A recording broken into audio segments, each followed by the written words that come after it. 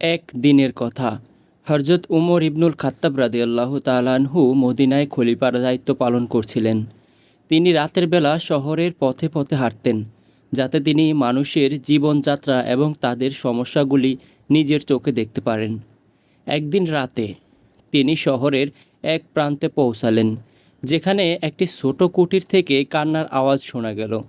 উমর রাদিয়াল্লাহু তাআলা আনহু কৌতূহলবশত সেই কুটিরের দিকে এগিয়ে গেলেন এবং দরজার ফাঁক দিয়ে ভেতরের দৃশ্য দেখতে পেলেন। ভেতরে তিনি একটি মহিলাকে দেখতে পেলেন, যিনি একটি পাত্রে পানি ফোটাচ্ছিলেন। পাত্রের পাশেই কয়েকজন ছোট ছোট শিশু বসেছিল, যারা ক্ষুধার্ত হয়ে কাঁদছিল। হযরত উমর রাদিয়াল্লাহু তাআলা আনহু মহিলাকে জিজ্ঞেস করলেন, তুমি কি করছো? মহিলা জবাব দিলেন, আমার সন্তানরা ক্ষুধার্ত, কিন্তু আমার কাছে তাদের খাওয়ানোর মতো কিছুই নেই।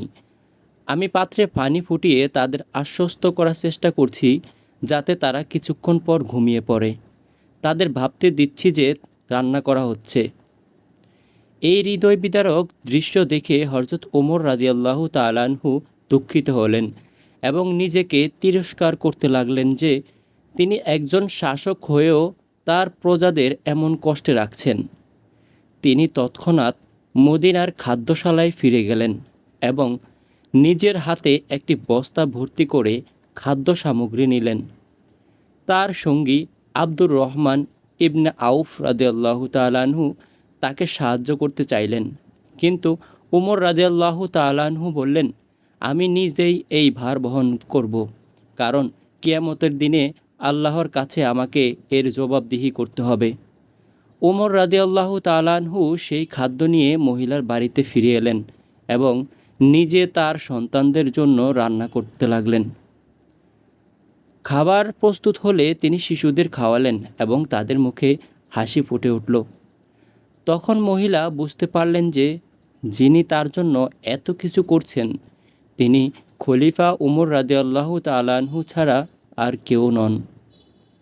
তার চোখে পানি এসে গেল এবং তিনি খলিফার প্রতি কৃতজ্ঞতা প্রকাশ করলেন।